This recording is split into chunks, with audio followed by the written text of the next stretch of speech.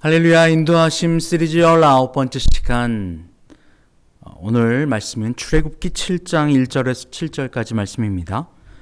여호와께서 모세에게 이르시되 볼지어다 내가 너를 바로에게 신같이 되게 하였은즉 내 형 아론은 내 대언자가 되리니 내가 내게 명령한 바를 너는 내 형 아론에게 말하고 그는 바로에게 말하여 그에게 이스라엘 자손을 그 땅에서 내보내게 할지니라. 내가 바로의 마음을 완악하게 하고 내 표징과 내 이적을 애굽 땅에서 많이 행할 것이나 바로가 너희의 말을 듣지 아니할 터인즉 내가 내 손을 애굽에 뻗쳐 여러 큰 심판을 내리고 내 군대 내 백성 이스라엘 자손을 그 땅에서 인도하여 낼지라. 내가 내 손을 애굽 위에 펴서 이스라엘 자손을 그 땅에서 인도하여 낼 때에야 애굽 사람이 나를 여호와인 줄 알리라 하시매 모세와 아론이 여호와께서 자기들에게 명령하신 대로 행하였더라. 그들이 바로에게 말할 때에 모세는 80세였고 아론은 83세였더라. 아멘. 할렐루야. 하나님은 우리를 사랑하십니다. 저와 여러분을 끔찍히도 기가 막히게 사랑하십니다. 그 사랑은 우리가 말로 표현할 수도 없을 그 사랑이고 세상에 어떤 누구도 따라할 수 없는 사랑입니다. 그 사랑으로 우리를 사랑하여 주셨어요. 그런데 우리가 하나님의 사랑에서 벗어나 죄의 굴레 아래에 들어가 하나님께로 나아갈 수가 없게 된 겁니다. 하나님 마음이 너무나도 안 좋으신 거죠. 마음이 아프신 거죠. 그래서 다시 한번 우리를 사랑의 그 방향, 하나님의 품 안으로 이끌어 주길 원하십니다. 이것이 바로 이 땅에서 일어나는 하나님이 이 땅을 통치하시며 우리를 인도하여 나가는 방향입니다. 방향의 목표는 분명히 정해졌습니다. 그 표대, 그 목표 확실합니다. 하나님은 우리를 하나님의 품 안에 품어 하나님의 사랑 안에 들어오게 하시는 것이 우리의 목적입니다. 그런데 문제는 우리가 한 번에 하나님의 그 음성과 하나님의 뜻을 깨달아 하나님의 인도하심 가운데 들어가면 좋으련만 그렇게 되지 않습니다. 왜일까요? 죄 때문에.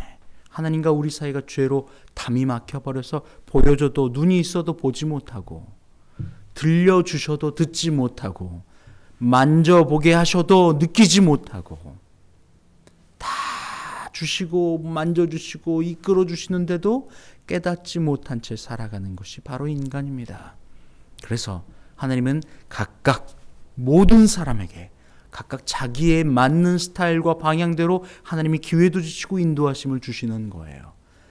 사랑하는 아들아 딸아 하면서 여러분 세상에 수많은 사람들이 똑같은 환경을 가지고 있는 사람은 이 세상에 단 한 명도 존재하지 않아요. 모두가 다릅니다.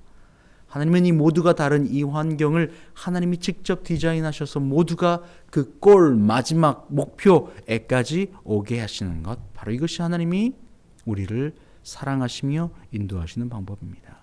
오늘 말씀에도 보면 여러 등장인물이 등장하는 걸 봅니다. 모세, 아론, 바로, 이스라엘 백성, 또 애굽 백성. 이 나오는 등장하는 사람이 등장합니다. 많은 사람들이 등장하는 거죠. 그런데 모든 사람이 똑같은 역할을 감당하는 것이 아닙니다.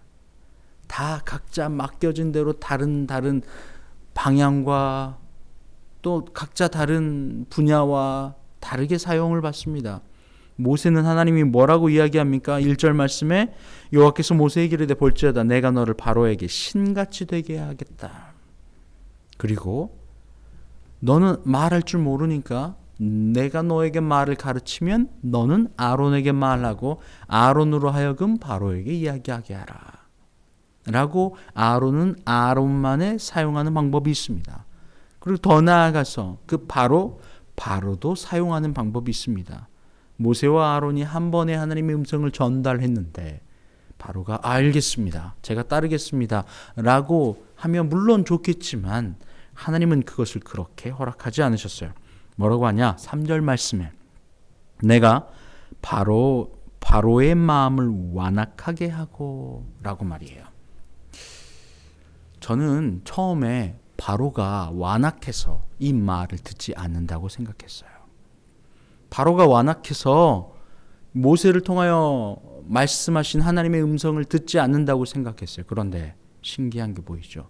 오늘 말씀 3절에 보면 바로의 마음을 완악하게 하신 이가 하나님이세요. 바로는 마음이 완악하게 사용을 받습니다. 세상의 모든 사람들이 각각 그 쓰임대로 쓰임을 받습니다.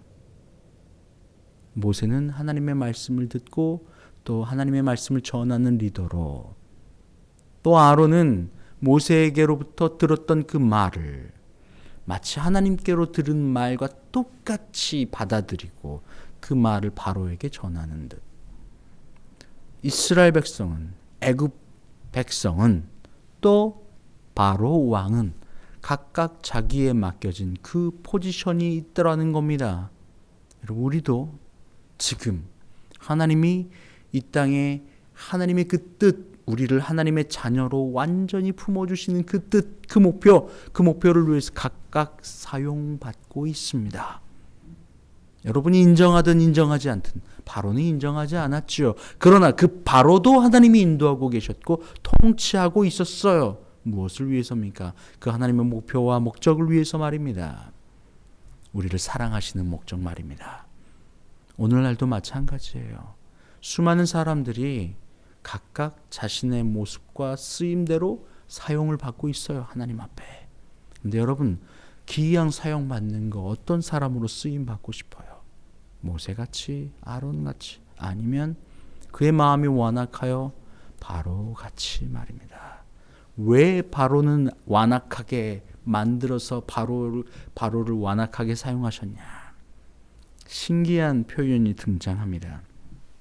어떤 거냐면 5절 말씀에 그 완악하게 하신 이유가 등장하기 때문이에요. 5절, 내가 내 손을 애굽 위에 펴서 이스라엘 자손을 그 땅에서 인도하여 낼 때에야 애굽 사람이 나를 여호와인 줄 알리라. 하나님의 그 크신 뜻은 모세에게만 향한 것이 아니었고 아론에게만 향한 것도 아니었습니다.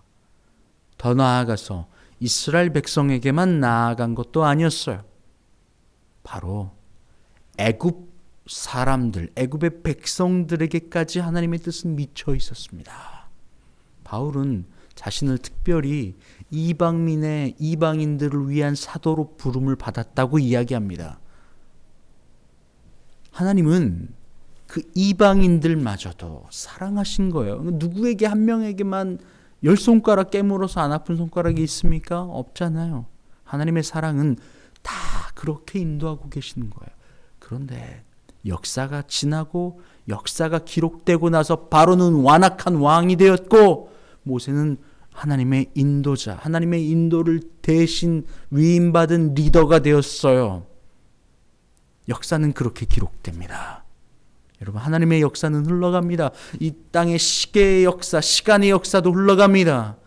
그리고 시간이 지나 우리가 어떻게 쓰임 받았느냐, 이것은 이제 역사가 되고 있습니다. 우리의 자녀들, 또 우리는 부모로서의 역할, 어른으로서의 역할, 아이들은 아이들로서의 역할, 이 시간들이 다 지나고 나서 역사는 기록될 거예요. 우리가 어떤 사람이었느냐, 하나님께 어떻게 쓰임받았느냐, 애굽 왕 바로는 완악하게 사용받습니다. 그것마저도 쓰임받는 거예요. 왜요? 애굽 사람들을 위해서 말입니다. 하지만 바로는 완악하게 쓰임받습니다. 바로의 입장에서 좋은 일은 아니죠. 그런데 바로의 그 완악함 때문에 하나님은 그 애굽 땅에 손을 피셨고 여러 재앙들을 통해서 하나님이 여호와인 줄 애굽 사람들이 다 깨닫게 되는 놀라운 역사가 있더라는 겁니다. 오늘 말씀 출애굽기 7장 이전에는 그래서 그 역사를 기록해 놓고 있습니다. 출애굽기 6장 14절 이하에 보면 이 이스라엘 백성들의 족보가 등장합니다. 6장 14절 말씀에 그들의 조상을 따라 집의 어른은 이러하니라.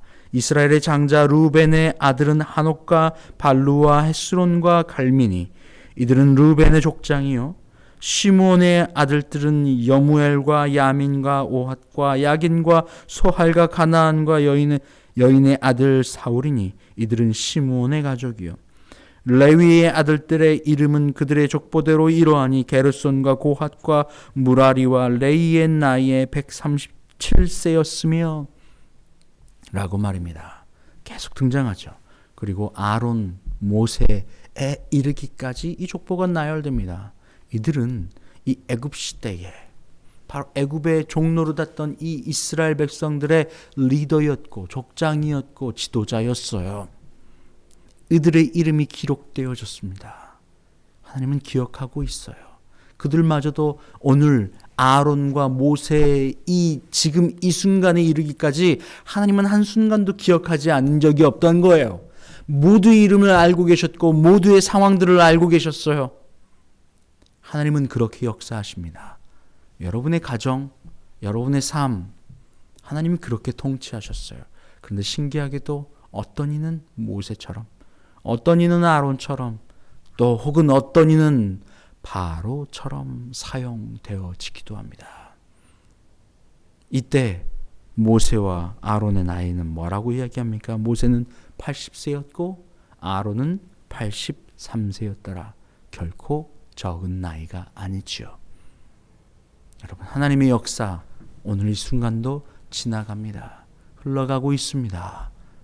인도하고 있습니다.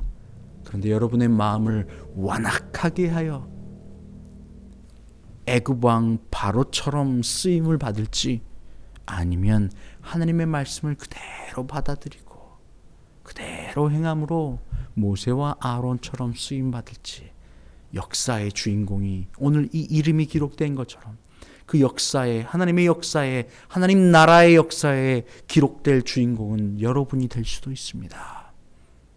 하나님이 거하시면 가능합니다. 죄가 거하면 세상이요, 하나님이 거하시면 성전이 됩니다. 누가 이 성전에 와서 진탕 술을 마시고 담배를 피고 욕을 하며 침을 뱉고 싸움질을 할 사람이 어디 있습니까? 아무도 없죠. 제정신이 있다면 말이에요. 그런데 여러분 기억하십시오. 이 건물의 성전, 이것보다 하나님은 여러분 한 사람 한 사람, 여러분의 몸을 거룩한 성전이라고 이야기했습니다. 여러분이 성전이에요. 이 건물보다 더 중요한 성전입니다.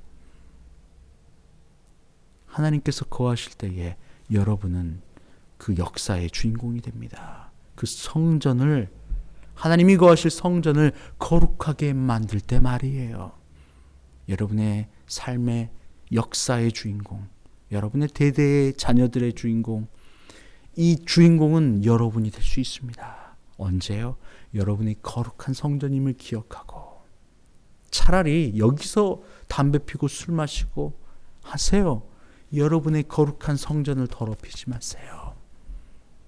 하나님이 거하셔야 되고 그분이 임하실 때에 여러분은 하나님 나라의 역사에 귀히 쓰임받는 역사의 주인공이 됩니다. 함께 기도합니다. 하나님 감사합니다. 하나님, 내가 주님의 거룩한 성전임을 기억합니다. 하나님의 역사가 흘러가는데 수많은 사람들이 여러 가지 방법으로 사용되었습니다. 하지만 주님, 때로는 악하게도 쓰임받는 걸 봅니다. 물론 그들을 통하여서 여러 이들을 구원할 수 있는 그러한 표본으로 삼으셨지만 하나님, 저희는 성전으로 쓰임받기를 원합니다. 역사하시고 하나님 나라의 역사가 저희가 되게 하여 주시옵소서. 감사하며 예수님의 이름으로 기도합니다. 아멘. 이제는 우리 주님 예수 그리스도의 은혜와 아버지 하나님의 크신 사랑하심과 성령의 교통하심이 이 시간 하나님의 나라의 역사의 주인공, 하나님이 거하시는 성전이 되기를 원하는 주님의 모든 자녀들 위해 이제부터 영원토록 함께 하옵시기를 간절히 축원하옵나이다. 아멘.